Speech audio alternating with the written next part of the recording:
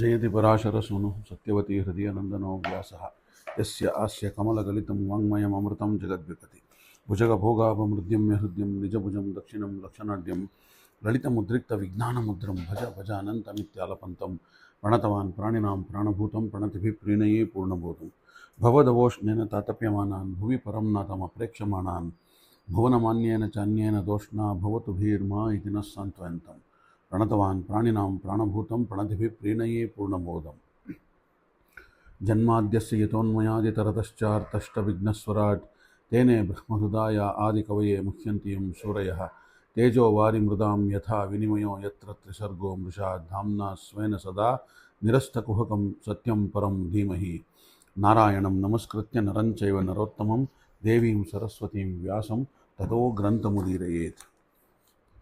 ಭಾಗವತ ಚಿಂತನದಲ್ಲಿ ಎಲ್ಲರೂ ಕೂಡ ಕೃಷ್ಣನನ್ನೇ ನೋಡ್ತಾ ಇದ್ದರು. ರುಕ್ಮಿಣಿಯನ್ನು ಹಾರಿಸ್ಕೊಂಡು ಹೋಗಲಿಕ್ಕೆ ಬಂದಾಗ ರಥದಲ್ಲಿ ಎಂಥ ಕೃಷ್ಣನ ಎಲ್ಲ ಒಂದು ವಿಚಾರಗಳನ್ನು ಮಹಿಮೆಗಳನ್ನು ಕೇಳಿದ್ರು, ನೋಡಿರಲಿಲ್ಲ ಕೃಷ್ಣನನ್ನು ಸ್ವತಃ. ಎಲ್ಲರೂ ನೋಡಿ ದಂಗಾಗಿ ಬೆರಗಾಗಿ ಎಂಥ ಸೌಂದರ್ಯ ಇವನದ್ದು, ರುಕ್ಮಿಣಿ ಸಿಕ್ಕರೆ ಇವನಿಗೆ ಮದುವೆ ಆಗಬೇಕು, ಬೇರೆಯವ್ರಿಗೆ ಆಗಬಾರ್ದು ಅಂತ ಎಲ್ಲರೂ ಮಾತಾಡ್ಕೋತಾ ಇದ್ದರು. ಅಲ್ಲಿಂದ ಮುಂದೆ ರುಕ್ಮಿಣಿ ಶಿಶುಪಾಲನಿಗೆ ಕೊಡ್ತಾ ಇರೋವಂಥದ್ದು ಅನ್ಯಾಯ ಅಂತ ಜನ ಮಾತಾಡಿದ್ರು. ಆಕೆ ಕೃಷ್ಣನಿಗೆ ಅನುರೂಪಳಾದಂಥ ಮಡದಿ, ಕೃಷ್ಣ ಆಕೆಗೆ ಸರಿಯಾದ ಗಂಡನಾಗ್ತಾನೆ. ಆ ರೂಪ, ಆ ಚೆಲುವು, ಆ ಯೌವನ, ಆ ಶಕ್ತಿ, ಸಾಮರ್ಥ್ಯ ಎಲ್ಲವೂ ಕೂಡ ಈ ದಾಂಪತ್ಯದಲ್ಲೇ ಸಾರ್ಥಕವಾದಂಥದ್ದು ಅಂತ ಜನ ಮಾತಾಡ್ಕೋತಾ ಇದ್ದಾರೆ. ಕೃಷ್ಣನ ಗಾಡಿ ಬೀದಿಯಲ್ಲಿ ಪುರಜನರ ಒಂದು ಶುಭಾಶಂಸನೆ ಕೇಳಿಕೊಂಡು ಹರಕೆಗಳ ಜೊತೆಗೆ ಮುಂದುವರೆದು ವಿದರ್ಭರಾಜ ಭೀಷ್ಮಕನ ಅರಮನೆಯ ಪಕ್ಕದಲ್ಲಿರುವಂಥ ದೇವಿ ಮಂದಿರದ ಮುಂದೆ ಬಂದು ನಿಂತಿದೆ. ಜ್ಞಾಪಿಸ್ಕೋಬೇಕು, ಇದನ್ನು ಎಲ್ಲ ಕಣ್ಣು ಮುಂದೆ ಚಿತ್ರ ತಂದ್ಕೋಬೇಕು ಜನಗಳು, ಕೇಳ್ತಾ ಇರೋವಂಥವ್ರು. ಜರಾಸಂಧ, ಸಾಲ್ವ ಮುಂತಾದವರೆಲ್ಲರೂ ಕೂಡ ಸಿದ್ಧರಾಗಿ ಯುದ್ಧಕ್ಕೋಸ್ಕರ ನಿಂತಿದ್ದಾರೆ. ಈ ಕಡೆ ಯುದ್ಧಕ್ಕೆ ಅಣಿಯಾಗಿ ಅವರ ಸೈನ್ಯ ನಿಂತಿದೆ. ಇಲ್ಲಿ ಮದುವೆ ಮನೆಯಲ್ಲಿ ಎಲ್ಲ ಸಿದ್ಧರಾಗಿ ನಿಂತಿದ್ದಾರೆ. ಬಾಸಿಂಗ ಕಟ್ಕೊಂಡು ಶಿಶುಪಾಲ ಕುಳಿತಿದ್ದಾನೆ. ಕೃಷ್ಣನ ರಥ ಪಾರ್ವತಿ ಮಂದಿರದ ಬಳಿ ನಿಂತ ಸುದ್ದಿ ಇವರಿಗೆ ಕೇಳುತ್ತೆ. ಕೇಳಿದ ತಕ್ಷಣ ಒಬ್ಬನೇ ಬಂದಿದ್ದಾನ, ಏನಿದು, ಎಲ್ಲಿ ನಿಲ್ಲಿಸಿದ ಗಾಡಿ ಅನ್ನುವ ಹಾಗೆ ರಹಸ್ಯವಾಗಿ ಯಾರಿಗೂ ಗೊತ್ತಿಲ್ಲ ಯಾಕಲ್ಲಿ ನಿಲ್ಲಿಸ್ದ ಅಂತ. ಮಂದಿರದ ಬಳಿ ನಿಲ್ಲಿಸಿದ್ದಾನ, ಸರಿ ಬಿಡು, ಏನು ಮಾಡೋಕ್ಕಾಗತ್ತೆ ಒಬ್ಬ ಅಂತ ಹೇಳ್ತಾ ಎಲ್ಲರೂ ಅನ್ಕೋತಾರೆ. ತಾಂ ರಾಜಕನ್ಯಾಂ ರಥಮಾರುಕ್ಷಿತೀಂ ಜಹಾರ ಕೃಷ್ಣೋ ದ್ವಿಷತಾಂ ಸಮೀಕ್ಷತಾಂ ಅಂತ ರುಕ್ಮಿಣಿ ದೇವಿಗೆ ಸುತ್ತುವರೆದು ದೇವಿ ಮಂದಿರದಿಂದ ಹೊರಬರ್ತಾಳೆ. ಪ್ರದಕ್ಷಿಣೆ ಮಾಡಿಬಿಟ್ಟು ಬಾಗಿಲು ಬಳಿ ನಿಂತಿದ್ದ ಕೃಷ್ಣನ ರಥವನ್ನು ಗಕ್ಕನೆ ಏರಿ ಕುಳಿತು ಬಿಡ್ತಾಳೆ. ಏನಾಯಿತು ಎಂತಾಯಿತು ಅಂತ ಎಲ್ಲ ನೋಡಿ ಯೋಚನೆ ಮಾಡುವುದರಲ್ಲಿ ಆ ರಥ ಶರವೇಗದಲ್ಲಿ ಆ ರಥ ಅಲ್ಲಿಂದ ಎಲ್ಲರನ್ನು ಹಿಂದಕ್ಕೆ ಹಾಕಿ ವೇಗವಾಗಿ ಹೊರಟೇ ಬಿಟ್ಟಿದೆ. ಎಲ್ಲರೂ ಕೂಡ ಇದೇ ರಥವನ್ನು ಅವನು 4 ಕುದುರೆಗಳ ಜೊತೆಗೆ ಉಪಯೋಗಿಸಿದ್ದು ಮಹಾಭಾರತದ ಕುರುಕ್ಷೇತ್ರ ಯುದ್ಧದಲ್ಲಿ. ನಿಮಿಷಕ್ಕೆ ಎಷ್ಟೋ ಮೈಲುಗಳ ದೂರ ಓಡ್ತಿದ್ದಂಥ ಕುದುರೆಗಳು ರಥ ಅದು. ಹಾಗಾಗಿ ಯಾರ ಕಣ್ಣಿಗೂ ಕೈಗೂ ಸಿಗದೇ ಇರೋಂಥ ರಥ ಅದು ಕುದುರೆಗಳು. ಎಲ್ಲರೂ ಕಣ್ಬಿಟ್ಟು ನೋಡ್ತಾನೆ ಇದ್ದಾರೆ. ನೋಡ್ತಾ ಒಂದು ಸೆಕೆಂಡಲ್ಲಿ ಎಲ್ಲವೂ ನಡೆದು ಹೋಗಿದೆ. ಈ ಒಂದು ಅನಿರೀಕ್ಷಿತ ಪ್ರಸಂಗದಿಂದ ಯಾರಿಗೂ ಏನೂ ತೋಚಲೇ ಇಲ್ಲ ಅಂತ ಭಾಗವತ ಹೇಳುತ್ತೆ. ಅಲ್ಲಿಂದ ನಿಂತವರು ಹಾಗೆ ಮರವಟ್ಟೆ ನಿಂತೇ ಬಿಟ್ಟಿದ್ದಾರೆ. ರಥವನ್ನು ದೇವಿ ಮಂದಿರದ ಬಳಿ ನಿಲ್ಲಿಸಿದ್ದರ ಬಗ್ಗೆ ಯಾರಿಗೂ ಸಂಶಯ ಬಂದಿರಲಿಲ್ಲ. ಯಾಕಂದರೆ ಏನು ದೇವಸ್ಥಾನದ ಮುಂದೆ ಬಂದು ನಿಂತಿದ್ದಾನೆ ಅಂತ, ಏನೋ ನಿಲ್ಲಿಸಿದ್ದಾನೆ, ಒಬ್ಬನಿಂದ ಏನು ಮಾಡೋಕ್ಕಾಗತ್ತೆ ಅನ್ನೋದನ್ನೇ ನೋಡ್ತಾ ಇದ್ರು ಎಲ್ಲರೂ. ಇಲ್ಲಿ ವಿವಾಹ ಮಂಟಪದಲ್ಲಿ ಪುರೋಹಿತರು ಮಗುಮಗ ಎಲ್ಲರೂ ಕೂತಿದ್ದಾರೆ. ಯಾರು ಯೋಚನೆ ಮಾಡದ ರೀತಿಯಲ್ಲಿ ಕೃಷ್ಣ ಹೊರಟೇ ಬಿಟ್ಟಿದ್ದಾನೆ ರುಕ್ಮಿಣಿಯ ಜೊತೆಯಲ್ಲಿ. ದಿಗ್ಭ್ರಮೆಯಾಗಿ ಕಣ್ಣುಬಿಟ್ಟಂತೆ ನಿಂತವರು ಚೇತರಿಸಿಕೊಂಡು ರುಕ್ಮಿ ಶಿಶುಪಾಲನ ಗೆಳೆಯ ಕೊಟ್ಟ ಕೃಷ್ಣ ರಥವನ್ನು ಬೆನ್ನು ಹತ್ತಿದ್ದಾನೆ. ಅದರಲ್ಲಿ ರಥ ಚೇಸ್ ಮಾಡೋದಕ್ಕೋಸ್ಕರ ಕೃಷ್ಣನನ್ನು ಇದನ್ನು ಮೊದಲೇ ಊಹಿಸಿ ಬಂದಿದ್ದ ಬಲರಾಮ ಯಾದವ ಸೇನೆ ಅಲ್ಲಿಗೆ ಬಂದಿದೆ. ಆಲ್ರೆಡಿ ಈಗ ಎದುರಿಸಲು ಸಿದ್ಧವಾಗಿ ನಿಂತಿದೆ. ಎರಡೂ ಸೇನೆಗಳು ಕಾದಾಟಕ್ಕೆ ನಿಂತಿವೆ. ಈ ಇಬ್ಬರ ಒಂದು ಹೋರಾಟದಲ್ಲಿ ಕೃಷ್ಣ ತಪ್ಪಿಸಿಕೊಂಡು ಹೋಗೇ ಬಿಟ್ಟ, ಕಣ್ ತಪ್ಪಿಸಿ ಎಲ್ರಿಗೂ. ಕೃಷ್ಣ ಅಲ್ಲಿ ನಿಂತು ಯುದ್ಧ ಮಾಡಲಿಲ್ಲ ಯಾರ ಹತ್ರನೂ. ಅವನು ಪಾಡಿಗೆ ಅವ್ನು ನೀವು ಯುದ್ಧ ಮಾಡ್ಕೋತಾ ಇರಿ ಅಂತ ಹೇಳಿ ಕಣ್ಣಲ್ಲೇ ಸನ್ನೆ ಮಾಡಿ ಬಲರಾಮನಿಗೆ ರುಕ್ಮಿಣಿಯನ್ನು ಹೊಡ್ಕೊಂಡು ಹೋಗೇ ಬಿಟ್ಟ ಅವನು ರಥದಲ್ಲಿ. ರುಕ್ಮಿಣಿ ಸೈನ್ಯ ಕೃಷ್ಣ ಬೆನ್ನಟ್ಟಿದೆ. ರುಕ್ಮಿ ಭಯದಿಂದ ನಾಚಿಕೆಯಿಂದ ಕೃಷ್ಣನನ್ನು ನೋಡ್ತಾಳೆ. ರುಕ್ಮಿಣಿ ಕೃಷ್ಣನ ತಂಗಿಯಾಗಿ ತನ್ನಿಂದಾಗಿ ಇಂಥ ಒಂದು ಆಪತ್ತು ಬಂತಲ್ಲ ಅಂತ ಸ್ವಲ್ಪ ಮುಜುಗರ ಪಡ್ತಾಳೆ ರುಕ್ಮಿಣಿ. ಆಗ ಕೃಷ್ಣ ಹೇಳ್ತಾನೆ, ನೀನೇನು ಹೆದರಬೇಕಾಗಿಲ್ಲ, ನಾನು ನನ್ನನ್ನು ಮತ್ತು ನಿನ್ನನ್ನು ಇಬ್ಬರನ್ನೂ ರಕ್ಷಿಸಬಲ್ಲೆ. ಇವರೆಲ್ಲ ನನಗೆ ಯಾವ ಲೆಕ್ಕ ಅನ್ನುವಂತೆ ರುಕ್ಮಿಣಿಗೆ ಸಂತೈಸ್ತಾನೆ ರಥವನ್ನು ಓಡಿಸ್ತಾ. ಈ ಕಡೆ ಬಾಸಿಂಗ ಕಟ್ಟಿಕೊಂಡು ಶಿಶುಪಾಲ ಅವನ ಪಾಡು ಶೋಚನೀಯವಾಗೋಗಿದೆ, ಅವಮಾನ ಆಗಿದೆ, ನಾಚಿಕೆ ಆಗಿದೆ, ನಿರಾಶೆಗಳಲ್ಲೇ ಮುಳುಗಿ ಹೋಗಿದ್ದಾನವನು. ಜರಾಸಂಧ ಅವನನ್ನು ಸಂತೈಸ್ತಾನೆ ಬಂದು, ನೀನು ಬೇಸರ ಮಾಡ್ಕೋಬೇಡಪ್ಪ, ಬೇಜಾರು ಮಾಡ್ಕೋಬೇಡ, ನನ್ನ ದತ್ತು ಪುತ್ರ ನೀನು, ಏನು ಮಾಡೋದು, ಈ ಒಂದು ಹುಡುಗಿಯನ್ನು ನಿನಗೇ ತರಬೇಕು ಅಂತ ಎಲ್ಲ ಯೋಜನೆಗಳನ್ನು ಮಾಡಿದ್ದೆ ನಾನು, ಕೈಗೂಡಲಿಲ್ಲ. ಆದರೆ ನಿರಾಶೆ ಆಗಬೇಡ, ನಿನಗೂ ಕೂಡ ಒಂದು ಕಾಲ ಬರುತ್ತೆ, ಆಗ ಇನ್ನಷ್ಟು ಬಾರಿ ಕೃಷ್ಣನ ಜೊತೆ ಹೋರಾಡಿ ವಿಫಲವಾದರೂ ಕೂಡ ಪರವಾಗಿಲ್ಲ, ಮುಂದೆ ಹೋರಾಡಿ ಗೆಲ್ಲೋಣಂತೆ, ನಿರಾಶೆ ಆಗಬೇಡ, ಒಂದಲ್ಲ ಒಂದು ದಿನ ಅವನಿಗೆ ಬುದ್ಧಿ ಕಲಿಸ್ತೀವಿ ನಾವೆಲ್ಲ ಸೇರಿ, ಹೆದರಬೇಡ ಅಂತ ಜರಾಸಂಧ ಹೇಳ್ತಾ ಇದ್ದಾನೆ. ಆದರೆ ರುಗ್ಮಿಗಾದ ನಿರಾಸೆ ಅಪಾರವಾಗಿರುವಂಥದ್ದು. ರುಕ್ಮಿಣಿಯ ಅಣ್ಣ ರುಗ್ಮಿ, ಅವನಿಗೆ ತಡೆಯೋಕ್ಕಾಗೋದಿಲ್ಲ. ಕೃಷ್ಣ ಭದ್ರೇವತ್ ಕ್ರುದ್ಧ ಪತಂಗ ಇವ ಪಾವಕಂ ಅಂತ, ಯಾರು ಬಿಟ್ಟರು ನಾನು ಬಿಡೋಕ್ಕಾಗೋದಿಲ್ಲ ಅಂಥೇಳಿ ಅವನು ಕ್ರುದ್ಧನಾಗಿ ರುಕ್ಮಿಣಿ ಕೃಷ್ಣನನ್ನು ಬೆನ್ನಟ್ಟಿದ್ದಾನೆ. ಒಬ್ಬನೇ ಹೋಗ್ತಾ ಬೆಂಕಿಗೆ ಎರುವ ಬಟ್ಟೆಯಂತೆ ಕೃಷ್ಣನ ರಥದ ಮೇಲೆ ಎರಗಿಬಿಟ್ಟಿದ್ದಾನೆ ದವಾರ್ ಅಂತ. ಕೃಷ್ಣನ ಗಾಡಿಯಲ್ಲೇ ನಿಲ್ಲಿಸಿ ರುಗ್ಮಿಯ ಜುಟ್ಟನ್ನು ಹಿಡಿದು ಕತ್ತಿ ಎತ್ತಿಬಿಟ್ಟಿದ್ದಾನೆ ಹೊಡೆಯೋದಕ್ಕೋಸ್ಕರ. ಆಗ ರುಕ್ಮಿಣಿ ಕೃಷ್ಣನನ್ನು ತಡೆದು ಪ್ರಾರ್ಥಿಸಿಕೊಳ್ತಾಳೆ, ನನ್ನ ಅಣ್ಣನಿಗೆ ಜೀವದಾನ ಮಾಡು ಕೃಷ್ಣ, ನಮ್ಮ ಮದುವೆ ವಿರೋಧ ನಿಂತವನು ಇವನೇನೆ ಹೌದು, ಆದರೂ ಕೂಡ ನನ್ನ ಅಣ್ಣ ಅಲ್ವೇನಪ್ಪ, ದಯವಿಟ್ಟು ಬೇಡ, ಬಿಟ್ಬಿಡು, ಕೊಲ್ಲಬೇಡ ಇವನನ್ನು ಅಂತ. ಕೃಷ್ಣ ಕತ್ತಿ ಎತ್ತಿ ಆಗಿತ್ತು, ಜುಟ್ಟು ಕೈನಲ್ಲಿತ್ತು. ಆ ಒಂದು ಕತ್ತಿಯನ್ನು ಬೀಸಿದ ರಭಸದಲ್ಲಿ ಜುಟ್ಟು ಮತ್ತು ಆ ಒಂದು ತಲೆ ಮಧ್ಯದಲ್ಲಿ ಕತ್ತಿ ಹಾರಿದೆ, ಜುಟ್ಟು ಕತ್ತರಿಸಿ ತಲೆ ಬೋಳಾಗಿದೆ. ಇದ್ದಂತೆ ತಲೆ ಹೋಯ್ತು, ಹಂಗಿಂದೆ ಹೊರಗಿಂದ ಒಳಗಂತೂ ತಲೆ ಒಳಗಡೆ ತಲೆ ಏನೂ ಇರಲಿಲ್ಲ, ತಲೆ ಮೇಲಿದ್ದು ಹೋಯ್ತು ಮುಂದೆ. ಆಗ ರುಗ್ಮಿಗೆ ಬಹಳ ಅವಮಾನ ಆಗಿದೆ. ಇಲ್ಲಿ ಅವನು ಅವಮಾನ ಮಾಡಿಕೊಂಡು ಮರಳ್ತಾನೆ. ಈ ಒಂದು ಅವಮಾನಕ್ಕೆ ಪ್ರತೀಕಾರ ಮಾಡಬೇಕು ಅಂಥೇಳಿ ವಿದರ್ಭ ತನ್ನ ಮನೆಯಲ್ಲಿ ಕಾಲಿಡೋದಿಲ್ಲ ಅಂಥೇಳಿ ಪ್ರತಿಜ್ಞೆ ಮಾಡ್ತಾನೆ. ಕೊನೆಗೂ ಕೂಡ ಆತನಿಂದ ಪ್ರತೀಕಾರ ಮಾಡೋದಕ್ಕೆ ಆಗೋದೇ ಇಲ್ಲ ಅವನಿಗೆ. ರುಕ್ಮಿಣಿಯನ್ನು ಕೃಷ್ಣ ದ್ವಾರಕೆಗೆ ಕರ್ತರ್ತಾನೆ. ಅಲ್ಲಿ ಸಂಭ್ರಮದಿಂದ ರುಕ್ಮಿಣಿಗೆ ಮತ್ತು ಕೃಷ್ಣನಿಗೆ ಮದುವೆ ಆಗುತ್ತೆ. ರುಗ್ಮಿ ಒಬ್ಬನನ್ನು ಬಿಟ್ಟು ವಿದರ್ಭ ದೇಶದ ಎಲ್ಲರೂ ಕೂಡ ಬಂಧುಗಳು ಮದುವೆಗೆ ಬಂದು ಸಂತೋಷದಿಂದ ಪಾಲ್ಗೊಂಡು ಕೃಷ್ಣ ರುಕ್ಮಿಣಿಯನ್ನು ನೋಡಿ ಸಂತೋಷ ಪಡ್ತಾರೆ. ಅಲ್ಲಿಂದ ಮುಂದೆ ಮತ್ತೆ 2 ಮದುವೆಗಳಾಗ್ತದೆ ಕೃಷ್ಣನಿಗೆ. ಸತ್ರಾಜಿತ್ ಎಂಬ ಒಬ್ಬ ಯಾದವನಿರ್ತಾನೆ, ಅವನ ಹತ್ತಿರ ಸಮಂತಕ ಮಣಿ ಇರುತ್ತೆ, ಇದೆಲ್ಲರಿಗೂ ಗೊತ್ತಿರೋ ಕತೆ, ಸಮಂತಕೋಪಾಖ್ಯಾನ. ಸತ್ರಾಜಿತ ಅವನ ತಮ್ಮ ಪ್ರಸೇನ ಒಮ್ಮೆ ಸತ್ರಾಜಿತ್ ಸಮಂತಕ ಪಣಿಯನ್ನು ತನ್ನ ತಮ್ಮನ ಕೈಯಲ್ಲಿ ಕೊಡ್ತಾನೆ. ಅದನ್ನು ಧರಿಸಿಕೊಂಡು ಆತ ಬೇಟೆಗೆ ಹೋದ. ಇದನ್ನು ಸಂಕ್ಷಿಪ್ತವಾಗಿ ಹೇಳ್ಬಿಡ್ತೀನಿ, ಡೀಟೇಲ್ ಆಗಬೇಡ. ಅಲ್ಲಿ ಒಂದು ಸಿಂಹ ಆತನನ್ನು ಕೊಲ್ಲುತ್ತೆ. ಸಿಂಹ ಪ್ರಸೇನ ವಧೀತ್ ಸಿಂಹ ಜಾಂಬವತ ಹತಃ ಅಂತ. ಆ ಕಾಡಿನಲ್ಲೇ ಇದ್ದಂಥ ಜಾಂಬವಂತ ಆ ಸಿಂಹವನ್ನು ಕೊಂದು ಮಣಿಯನ್ನು ತನ್ನ ಮಗಳು ಜಾಂಬವತಿಗೆ ತಂದು ಕೊಡ್ತಾನೆ. ಇದೊಂದು ಯುಗಾಂತರದ ಹೆಣ್ಣಿನ ಜೊತೆ ವಿವಾಹದ ಕಥೆ ಆಗುತ್ತೆ. ಇಲ್ಲಿ ಈ ಮೊದಲೇ ಬಲರಾಮ ಯುಗಾಂತರದ ಹೆಣ್ಣೊಂದನ್ನು ಮದುವೆ ಆಗಿದ್ದಾನೆ, ಇದು ಭಾಗವತದಲ್ಲಿ ಕೇಳಿಬರುತ್ತೆ. ಇನ್ನೊಂದು ಹೆಣ್ಣನ್ನು ಕೃಷ್ಣ ಮದುವೆ ಆಗ್ತಾನೆ. ರಾಮಾವತಾರದ ಕಾಲದಲ್ಲಿದ್ದಂಥ ಜಾಂಬವಂತ ಕೃಷ್ಣಾವತಾರದ ತನಕವೂ ತಪಸ್ಸುಗೈತಾ ಬದುಕಿದ್ದ. ಅವನು ತನ್ನ ಮಗಳನ್ನು ಕೃಷ್ಣನಿಗೆ ಕೊಡಬೇಕು, ತನ್ನ ಜನ್ಮ ಸಾರ್ಥಕ ಮಾಡಿಕೊಳ್ಬೇಕು ಅಂತೇಳಿ ಕಾಯ್ತಾ ಇದ್ದಾನವನು. ಹಾಗಾಗಿ ಬಲರಾಮನ ಹೆಂಡತಿ ರೇವತಿ ಕಥೆಯೂ ಹೀಗೇನವೆ. ಹಿಂದೆ ಶರ್ಯಾತಿ ರಾಜನ ಕಥೆ ನೋಡಿದ್ದೇವೆ ನಾವು, ಅವನ ಮಗಳು ಸುಕನ್ಯೆ ಕಥೆಯನ್ನು ಹಿಂದೆ ನೋಡಿದ್ವಿ. ಹಾಗಾಗಿ ಸುಕನ್ಯೆ 3 ಅಣ್ಣಂದಿರು, ಉತ್ತರನ್ ಬರ್ಹಿ, ಭೂರಿಶೇಣ ಮತ್ತು ಅನರ್ಥ ಅಂತ. ಅನರ್ಥನ ಮಗ ರೈವತನ ಮಗ ಕುಕುದ್ಮಿಯ ಮಗಳು ರೇವತಿ. ಬ್ರಹ್ಮಲೋಕಕ್ಕೆ ಹೋಗಿ ಮರಳಿ ಬಂದ ಕುಕುದ್ಮಿ ತನ್ನ ಮಗಳು ರೇವತಿಯನ್ನು ಬಲರಾಮನಿಗೆ ಕೊಟ್ಟು ಮದುವೆ ಮಾಡ್ತಾನೆ. ಹಾಗೆ ಅಲ್ಲಿಂದ ಪ್ರಸೇನನ ಮಣಿಯ ಪ್ರಸಂಗದಿಂದ ಕೃಷ್ಣನಿಗೆ ಜಾಂಬವತಿ ದೊರಕ್ತಾಳೆ.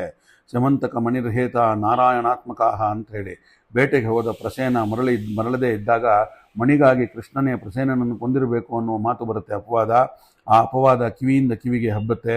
ಈ ಅಪವಾದ ಪರಿಮಾರ್ಜನೆಗಾಗಿ ಕೃಷ್ಣ ಮಣಿಯನ್ನು ಹುಡುಕಲು ಹೊರಡ್ತಾನೆ. ಕಾಡಿನಲ್ಲಿ ಪ್ರಸೇನನ ಹೆಣ ಸಿಗುತ್ತೆ ಕೃಷ್ಣನಿಗೆ, ನೋಡ್ತಾನಲ್ಲಿ. ಅಲ್ಲಿಂದ ಮುಂದುವರಿತಾ ಕೃಷ್ಣ ಜಾಂಬವಂತನ ಗುಹೆಗೆ ಬಳಿ ಬರ್ತಾನೆ. ಅಲ್ಲಿ ಜೊತೆಯಲ್ಲಿದ್ದ ಹೊರಗೆ ನಿಲ್ಲಿಸಿ ತಾನೊಬ್ಬನೇ ಒಳಕ್ಕೆ ಹೋಗ್ತಾನೆ ಜಾಂಬವಂತನ ಗುಹೆಗೆ. ಅಲ್ಲಿ ಹಲವು ದಿನಗಳು ಕೃಷ್ಣ ಗುಹೆಯಿಂದ ಹೊರಬರೋದಿಲ್ಲ. ಹೊರಕ್ಕೆ ಕಾದು ನಿಂತವರು ನಿರಾಶರಾಗಿ ಮರಳುತ್ತಾರೆ. 18 ದಿನಗಳ ನಂತರ ಕೃಷ್ಣ ಹೊರಗೆ ಬರ್ತಾನೆ. ಆ ರತ್ನದ ಜೊತೆಗೆ ಮತ್ತೆ ಸ್ತ್ರೀ ರತ್ನವನ್ನು ಹಿಡ್ಕೊಂಡು ಬರ್ತಾನೆ ಒಳಗಡೆ. ಜಾಂಬವಂತನಿಗೆ ರಾಮದರ್ಶನವಾಗುತ್ತೆ ಕೃಷ್ಣನಿಂದ. ಅವನು ಕಾದಿದ್ದು ಸಾರ್ಥಕವಾಯಿತು ಅಂತ ಕೃಷ್ಣನಿಗೆ ತನ್ನ ಮಗಳು ಜಾಂಬವತಿಯನ್ನು ಕೊಡ್ತಾನೆ. 18 ದಿನಗಳ ಕಾಲ ಕೃಷ್ಣನ ಜೊತೆಗೆ ಹೋರಾಡಿ ಜಾಂಬವಂತ ರಾಮನೇ ಕೃಷ್ಣ ಅನ್ನೋದನ್ನು ಅರಿತು ಸಮಂತಕ ಮಣಿಯ ಜೊತೆಗೆ ಮಗಳನ್ನೂ ಕೊಟ್ಟುಬಿಟ್ಟಿದ್ದು ನಮಗೆಲ್ಲರಿಗೂ ಗೊತ್ತಿರೋ ಕಥೆ. ಪ್ರತಿ ಒಂದು ಗಣಪತಿ ಚತುರ್ಥಿಯ ದಿನ ಇದನ್ನು ಓದ್ತೀವಿ.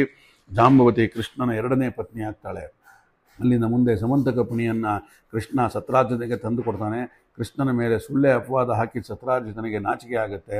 ಅವನು ಆ ತಪ್ಪಿನ ಪರಿಮಾರ್ಜನೆಗಾಗಿ ತನ್ನ ಮಗಳಾದಂಥ ಸತ್ಯಭಾಮೆಯನ್ನು ಕೃಷ್ಣನಿಗೆ ಒಪ್ಪಿಸುತ್ತಾನೆ. ಹೀಗೆ ಸತ್ಯಾಜಿತ್ ಸಮಂತಕ ಮಣಿಯನ್ನು ಪಡೆದು ಕೃಷ್ಣನಿಗೆ ಕನ್ಯಾಮಣಿಯನ್ನು ಕೊಟ್ಟು, ಇದು ಕೃಷ್ಣನ ಮೂರನೇ ಮದುವೆಯಾಗೋದಕ್ಕೆ ಕಾರಣನಾಗ್ತಾನೆ ಸತ್ಯಾಜಿತ. ಹಾಗಾಗಿ ತಾಂ ಸತ್ಯಭಾಮಾಂ ಭಾಗವನೋಪಯೇ ಯಥಾವಿಧಿ ಅಂತ ಸತ್ಯಭಾಮಿ ಜೊತೆಗೆ ವಿಧಿವತ್ತಾಗಿ ಮದುವೆ ನಡೆಯುತ್ತಲೇ. ಹೀಗೆ ಜಾಂಬವತಿ ಸತ್ಯಭಾಮಿಯರನ್ನು ವಿವಾಹವಾದಾಗ ಕೃಷ್ಣನ ವಯಸ್ಸು ಸುಮಾರು 25ರಿಂದ 30ರ ಒಳಗೆ. ಪಾಂಡವರಿಗೆ ಇನ್ನೂ ಕೂಡ ಮದುವೆ ಆಗಿಲ್ಲ. ದ್ರೋಣಾಚಾರ್ಯರ ಬಳಿ ವಿದ್ಯಾಭ್ಯಾಸ ಮುಕ್ತಾಯದ ಹಂತದಲ್ಲಿತ್ತು. ಇವರಿನ್ನೂ ಭೇಟಿನೇ ಆಗಿಲ್ಲ, ಪಾಂಡವರು ಮತ್ತು ಕೃಷ್ಣ, ನೆನಪಿರಬೇಕಿದು. ತಾಂ ಸತ್ಯಭಾಮಾಂ ಭಗವದ್ದನುಪಯೇ ಯಥಾವಿಧಿ ಅಂತ ಸತ್ಯಭಾಮೆಯ ಜೊತೆ ವಿಧಿವತ್ತಾಗಿ ಮದುವೆ ಆದಮೇಲಿಂದ ಇದೆಲ್ಲ ಆದಮೇಲೆ 3 ಜನ ಹೆಂಡತಿಯರಾಗಿದ್ದಾರೆ ಈಗ ಕೃಷ್ಣನಿಗೆ. ಕೌರವ ತಂತ್ರ ಹೂಡಿ ಪಾಂಡವರನ್ನು ಅರಗಿನ ಮನೆಗೆ ಕಳಿಸಿದ್ದಾನೆ. ಅಲ್ಲಿ ಕಳಿಸಿದ ಮೇಲೆ ಭೀಮಸೇನ ಆ ಮನೆಗೆ ಬೆಂಕಿ ಕೊಟ್ಟು ಸಹೋದರ ಜೊತೆಯಲ್ಲಿ ಅಲ್ಲಿಂದ ಪಾರಾಗಿದ್ದಾನೆ. ಈ ಕಡೆ ಅವರೆಲ್ಲ ಅರಗಿನ ಮನೆಯಲ್ಲಿ ಬೆಂದು ಹೋಗಿ ಸತ್ತು ಹೋಗಿದ್ದಾರೆ. ಮತ್ತು 5 ಜನ. ಮತ್ತು ಪಾಂಡವರು ಪ್ರತ್ಯಕ್ಷರಾದದ್ದು ದ್ರೌಪದಿಯ ಮದುವೆಯ ಮಂಟಪದಲ್ಲೇ. ಅಲ್ಲಿಂದ ಮುಂಚೆ ಅವರು ಬೇರೆ ಕಡೆ ಇದ್ದರು. ಅವರು ಅಲ್ಲಿ ಬಕಾಸುರ ವಧೆ ಅವೆಲ್ಲ ನೋಡಿದ್ದೇವೆ, ಕತೆ ಗೊತ್ತಿದೆ. ಸತ್ಯಭಾಮೆಯ ಮದುವೆಯಾದಂತಹ ತರುಣದಲ್ಲೇ ಪಾಂಡವರು ಸುಟ್ಟು ಹೋದರು ಅಂತ ತಿಳ್ಕೊಂಡು ಒಂದು ಸುದ್ದಿ ದ್ವಾರಕೆಗೂ ತಲುಪುತ್ತೆ. ಕೃಷ್ಣ ಹಸ್ತಿನಪುರಕ್ಕೆ ಹೊರಟು ಬರ್ತಾನೆ. ತಕ್ಷಣ ಸತ್ತ ಬಂದು ಅವನಿಗೆ ಗೊತ್ತಿರುತ್ತೆ ಏನೂ ಆಗಿಲ್ಲ ಅಂಥೇಳಿ, ಆದರೂ ಬರಬೇಕಲ್ಲ, ಬೇರೆಯವ್ರು ನೋಡೋಕೆ ಕಣ್ಣೊರೆಸೋ ಥರ ಬಾಂಧವರಿಗೆ ಜಲಾಂಜಲಿ ಕೊಡೋದಕ್ಕಾಗಿ ಬಂದಿರ್ತಾನೆ ಅವನೂ. ಅಲ್ಲೇ ಅವರ ಭೇಟಿಯ ಅಲ್ಲಿಂದ ಮುಂದೆ ಅವರಲ್ಲಿ ಹೋದಾಗ ವಿಜ್ಞಾತ ತೌರ್ಪಿ ಗೋವಿಂದ ದಗ್ಧಾರ್ಣ ಕರ್ಣ್ಯ ಪಾಂಡವಾನ್ ಕುಂತಿಂಚ ಕುಲ್ಯಕರ್ಣೆ ಸಹರಾವೋ ಯಯೌ ಕುರೂನ್ ಅಂತ ಹೇಳಿ. ಕುಂತಿಯಾಗಲಿ ಪಾಂಡವರಾಗಲಿ ಸತ್ತಿಲ್ಲ ಅನ್ನೋದು ಕೃಷ್ಣನಿಗೆ ಚೆನ್ನಾಗಿ ಗೊತ್ತಿದೆ. ಆದರೂ ಅವರು ಸತ್ರು ಅಂತ ಸದ್ಯಕ್ಕೆ ಉಪಯುಕ್ತವಾಗಿರುವಂಥದ್ದೇ, ಸ್ವಲ್ಪ ಕಾಲ ಶಾಂತಿ ಇರುತ್ತೆ ಅಂತ ಕೌರವರು ಹಾಗೆ ತಿಳ್ಕೊಂಡಿರೋದ್ರಿಂದ ಪಾಂಡವರಿಗೆ ಕ್ಷೇಮ ಅಂತ. ಅದಕ್ಕಾಗಿ ಈ ಭ್ರಮೆಯನ್ನು ಇನ್ನಷ್ಟು ಸ್ಥಿರಪಡಿಸೋದಕ್ಕಾಗಿ ಅವನು ಏನೂ ತಿಳಿಯದವನಂತೆ ಕೃಷ್ಣ ಬಲರಾಮರೊಡನೆ ಹಸ್ತಿನಾಪುರಕ್ಕೆ ಬಂದು ಎಲ್ಲರ ಜೊತೆಗೆ ತಾನೂ ಕೂಡ ತಿಲಾಂಜಲಿಯನ್ನು ಕೊಟ್ಟುಬಿಡ್ತಾನೆ. ಈ ನಾಟಕದ ನಡುವೆ ಇನ್ನೊಂದು ದುರ್ಘಟನೆ ನಡೆದು ಹೋಗುತ್ತೆ. ಸತ್ಯಭಾಮೆ ಮದುವೆಯಾಗಿ ಕೆಲವೇ ಸಮಯ ಸಂದಿದೆ ಅಷ್ಟೇ. ಅಷ್ಟರಲ್ಲಿ ಕೃಷ್ಣ ಹಸ್ತಿನಾಪುರಕ್ಕೆ ತೆರಳಿದ್ದಾನೆ. ಕೃಷ್ಣ ಇಲ್ಲದೇ ಇರುವಂಥ ಸಮಯದಲ್ಲಿ ಅಲ್ಲಿ ಅಕ್ರೂರ, ಕೃತವರ್ಮ ಒಳಗುದಿ ಸ್ಫೋಟವಾಗುತ್ತೆ ಅವರಿಗೆ. ಸತ್ರಾಜಿತ್, ಅಕ್ರೂರ, ಕೃತವರ್ಮ ಇವರೆಲ್ಲ ತುಂಬ ಆತ್ಮೀಯರು. ಅಕ್ರೂರನಂತೂ ಕೃಷ್ಣನ ಪರಮಭಕ್ತ, ಕೃಷ್ಣನಿಗಿಂತ ವಯಸ್ಸಿನಲ್ಲಿ ಹಿರಿಯ. ಕೃಷ್ಣನನ್ನು ಕಂಸನ ಆದೇಶದಂತೆ ಮಧುರೆಗೆ ಕರೆದು ತಂದವನವನೇ, ತುಂಬ ಒಳ್ಳೆಯವನವನು. ಆದರೆ ಹೆಣ್ಣಿನಿಂದಾಗಿ ತಲೆ ಕೆಡಿಸಿಕೊಂಡಂಥವನು. ಎಂಥ ಒಳ್ಳೆಯವನಾದರೂ ಹೆಣ್ಣಿನ ನಿಮಿತ್ತ ದಾರಿ ತಪ್ತಾನೆ ಅನ್ನೋದಕ್ಕೆ ಇದೇ ಸಾಕ್ಷಿ. ಅಕ್ರೂರ ಇದಕ್ಕೆ ಭಾಳ ಒಳ್ಳೆಯ ಉದಾಹರಣೆ. ಸತ್ರಾಜಿತನ ಮಗಳು ಸತ್ಯಭಾಮಿಯ ಮೇಲೆ ಇಬ್ಬರೂ ಕೂಡ ಕಣ್ಣಿಟ್ಟಿರ್ತಾರೆ, ಅಕ್ರೂರ ಮತ್ತು ಕೃತವರ್ಮರು. ಸತ್ರಾಜಿತನು ಕೊಡೋಣ ಅಂತ ಹೇಳಿ ನೋಡೋಣ ಅಂತ ಹೇಳಿ ಸುಮ್ಮನೆ ಮಾತನ್ನು ಹಾರಿಸಿರ್ತಾನೆ. ಆಗ ಆಕೆ ಕೃಷ್ಣನ ಕೈ ಹಿಡಿದಳು ಅನ್ನೋ ಸಂಕಟ ಕೇಳಿ ತಡ್ಕೊಳ್ಳೋಕ್ಕಾಗೋದಿಲ್ಲ. ಇಬ್ಬರಿಗೂ ಅಸಮಾಧಾನ, ತಮಗೆ ಸಿಗಬೇಕಾದ ಹೆಣ್ಣು ಕೈ ತಪ್ಪು ಹೋಯ್ತಲ್ಲ ಅಂತ. ಶತಧನ್ವ ಇವರಿಬ್ಬರ ಸ್ನೇಹಿತ. ಸತ್ಯಭಾಮೆಯ ಬಗ್ಗೆ ಆಸೆ ಪಟ್ಟವರಲ್ಲಿ ಇವನೂ ಕೂಡ ಒಬ್ಬ. ಅಕ್ರೂರ, ಕೃತವರ್ಮ ಇಬ್ಬರೂ ಸೇರಿ ಶತಧನ್ವನ ಕಿವಿ ಚುಚ್ಚುತ್ತಾರೆ. ಸತ್ರಾಜಿತ್ ಕೊನೆಗೂ ನಮಗೆ ಕೈ ಕೊಟ್ಟಿದ್ದಾನೆ ನೋಡಪ್ಪ, ಅದಕ್ಕಾಗಿ ಅವನನ್ನು ಮುಗಿಸಿಬಿಡಬೇಕು ಅಂಥೇಳಿ ಅವನ ತಮ್ಮ ಪ್ರಸೇನ ಹೋದಲ್ಲಿಗೆ ಅವನನ್ನು ಕಳಿಸ್ಬಿಡೋಣ ಅಂತ ಹೇಳ್ತಾರೆ. ಒಂದು ರಾತ್ರಿ ಸತ್ಯಾರ್ಜಿತ ಮಲಗಿದ್ದಾಗ ಸತ್ರಾಜಿತ ಶತಧನ್ವ ಅವನನ್ನು ಕೊಂದೇ ಬಿಡ್ತಾನೆ. ಕೃಷ್ಣ ಈ ಸಮಯದಲ್ಲಿ ಸಾಯದೇ ಇದ್ದವರಿಗೆ ಜಲಾಂಜಲಿ ಕೊಡಲು ಹಸ್ತಿನಪುರಕ್ಕೆ ಹೋಗಿದ್ದಾನಲ್ವ, ಜ್ಞಾಪಿಸ್ಕೊಳ್ಳಿ ಇದನ್ನು. ಕೃಷ್ಣ ಇರಲಿಲ್ಲ ಅಲ್ಲಿ ಎನ್ನುವುದೇ ಇವರ ಹುಚ್ಚು ಧೈರ್ಯಕ್ಕೆ ಕಾರಣ ಆಗುತ್ತೆ. ಹಾಗಾಗಿ ಸತ್ಯಭಾಮೆ ಹಸ್ತಿನಪುರಕ್ಕೆ ಓಡಿ ಬರ್ತಾಳೆ. ಸುದ್ದಿಯನ್ನು ತಿಳಿದ ತಕ್ಷಣ ಕೃಷ್ಣ ಕೂಡಲೇ ದ್ವಾರಕೆಗೆ ವಾಪಸ್ ಬರ್ತಾನೆ. ಶತಧನ್ವ ಹೆದರ್ತಾನೆ. ಕೃಷ್ಣನಿಂದ ಪಾರಾಗೋದು ಹೇಗೆ ಅಂತ ಯೋಚನೆ ಮಾಡ್ತಾನೆ. ಅಲ್ಲಿಂದ ಮುಂದೆ ಅಕ್ರೂರನಲ್ಲಿಗೆ ಹೋಗಿ ಬೇಡ್ಕೋತಾನೆ. ಅವನು ಬಿಟ್ಬಿಡು ಅಂಥೇಳಿ ಸವಂತಕವನ್ನು ಅವನಲ್ಲಿಟ್ಟು ತನ್ನನ್ನು ರಕ್ಷಿಸಬೇಕು ಅಂತ ಕೇಳ್ಕೊತಾನೆ. ಹಿಂದೆ ಸತ್ರಾಜಿತನನ್ನು ಕೊಲ್ಲೋದಕ್ಕೋಸ್ಕರ ಹುರಿದುಂಬಿಸಿದವರಿಗೆ ಈಗ ಕೈ ಬಿಟ್ಟು ದೂರ ನಿಲ್ತಾರೆ. ಕೃಷ್ಣ ಎದುರಿಸಲು ತನ್ನಿಂದ ಅಸಾಧ್ಯ ಕೃಷ್ಣನನ್ನು ಎದುರಿಸೋದು ಅಂತ ಇವರೆಲ್ಲ ತಿಳ್ಕೊತಾರೆ. ತಾನೇನೂ ಮಾಡಲಾರೆ ಅಂದುಬಿಟ್ರೆ ಅಕ್ರೂರ ಏನು ಮಾಡೋದಪ್ಪ ಈಗ ಅಂತ ಯೋಚನೆ ಬೇರೆ ಆಗಿದೆ. ಇಬ್ಬರೂ ಜಾರ್ಕೊಂಡ್ರು. ಸಮಂತಕಮಣಿ ಮಾತ್ರ ಅಕ್ರೂರನ ವಶವಾಗಿದೆ. ಕೃಷ್ಣ ಮರಳಿ ಬಂದು ಹಲವು ಕಾಲ ಸಂದ ಮೇಲೆ ಶತಧನ್ವನನ್ನು ಬೆನ್ನಟ್ಟಿ ಕೊಲ್ತಾನೆ. ಸ್ವಲ್ಪ ದಿನ ಆದಮೇಲೆ ಇಮಿಡಿಯೇಟಾಗಿ ಕೊಲ್ಲೋದಿಲ್ಲ. ಆದರೆ ಸಮಂತಕಮಣಿ ಸಿಗಲಿಲ್ಲ. ಪುನಃ ಮಣಿ ನಾಪತ್ತೆ ಆಗಿದೆ. ಎಲ್ಲಿ ಹುಡುಕಿದ್ರೂ ಸಿಗಲಿಲ್ಲ. ಅಕ್ರೂರ ಬಾಯಿ ಬಿಡಲೇ ಇಲ್ಲ ಎಲ್ಲೋಯ್ತು ಅಂಥೇಳಿ. ಆಗ ಬಲರಾಮನಿಗೆ ಕೃಷ್ಣನ ಮೇಲೆ ಸಂಶಯ ಬಂದುಬಿಡುತ್ತೆ. ಒಂದು ಕ್ಷಣ ನೋಡಿ, ಎಂಥವರಿಗೂ ಆಗಿಬಿಡುತ್ತೆ ಈ ಥರ. ಬಲರಾಮ ಎಂಥ ದೊಡ್ಡ ಇದು ಶೇಷಾವತಾರ, ಭಗವಂತನ ಮೇಲೆ ಡೌಟ್ ಪಟ್ಟುಬಿಡ್ತಾನೆ. ದ್ವಾರಕೆಯಿಂದ ಹೊರಟು ಬಿಟ್ಟ. ಅಲ್ಲಿಂದ ಮಿಥಿಲೆಯಲ್ಲಿ ಹೋಗಿ ನಿಂತು ಬಿಡ್ತಾನೆ.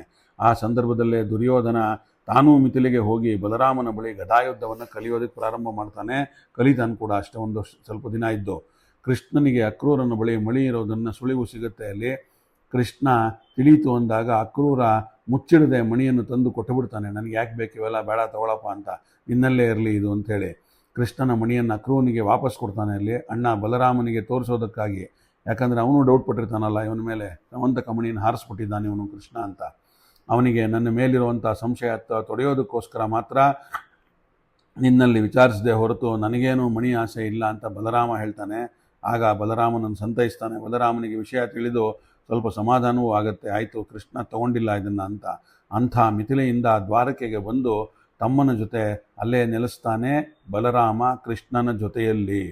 ಅಲ್ಲಿಂದ ಮುಂದೆ ನೋಡಬೇಕಾಗಿರುವಂಥದ್ದು ನಾವು ಕೃಷ್ಣನಿಗೆ ನಾವು ಹೇಳೋವಂಥದ್ದು ಎಲ್ರಿಗೂ ಗೊತ್ತಿದೆ, ಅಷ್ಟಮಹಿಷಿಯರು ಅಂತ. ಅದರಲ್ಲಿ ಈಗ 3 ಜನ ಆಗಿದ್ದಾರೆ, ಇನ್ನು 5 ಜನ ಯಾರು ಅನ್ನೋದನ್ನು ನೋಡ್ತಾ ಹೋಗೋಣಂತೆ. ಹೀಗೆ ಕೃಷ್ಣ 30ರ ಹರೆಯದಲ್ಲಿದ್ದಾಗ 3 ಮದುವೆಗಳಾಗಿದೆ. ಆಮೇಲೆ ಪಾಂಡವರಿಗೆ ದ್ರೌಪದಿ ಜೊತೆ ವಿವಾಹ, ಅಲ್ಲಿ ಕೃಷ್ಣನ ಭೇಟಿ ಪಾಂಡವರ ಜೊತೆ.